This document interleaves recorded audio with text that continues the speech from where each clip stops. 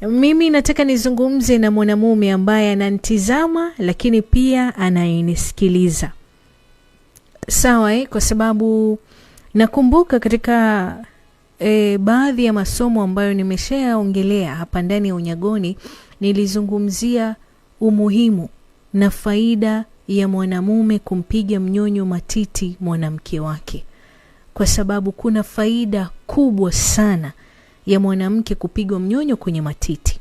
Mojawapo ikiwa ni kwamba mwanamke anaekwa mbali, sawa, na kushikwa na ugonjwa wa saratani ya matiti.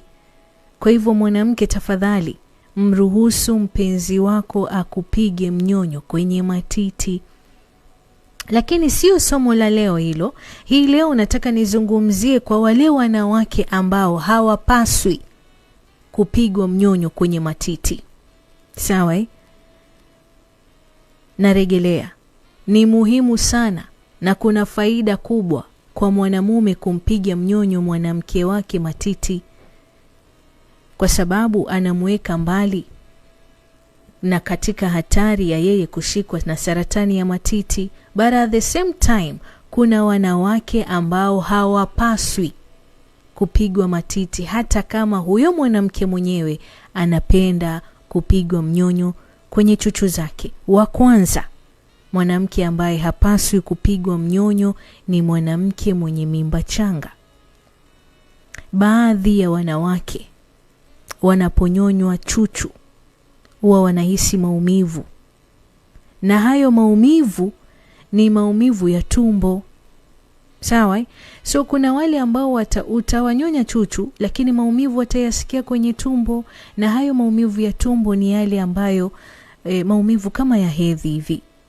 Kwa hiyo inawezekana na unaweza kusababisha ile mimba aliyoibeba ikatoka. Sawa? Hasa ikiwa changa. Sawa? Kwa hivyo chonde. Kama utakuwa mwanamke wako ana mimba changa, avoid kabisa kumpiga mnyonyo. Mwanamke wa pili ambaye hapaswi kupigwa mnyonyo kwenye chuchu ni mwanamke anayenyonyesha. Baadhi ya wanawake wanaonyonyeshwa wakinyonya matiti huwa wanahisi matiti yamejaa maziwa. Sawa? Na ukishapiga mnyonyo, kesho na kesho kutwa utaanza kunyonya maziwa ya mtoto. Kwa hivyo hapana.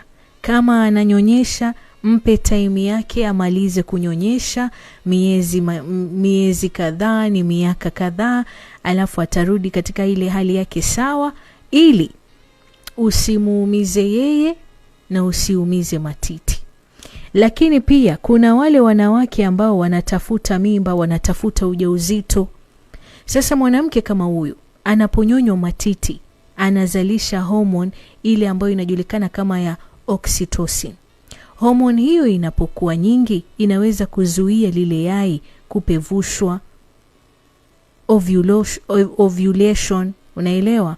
Kwa hivyo ikiwa sababu ya mwanamke, yani ukimnyonya mwanamke kama huyu ambaye anatafuta ujauzito, basi utamsababishia yeye kutopata ujauzito.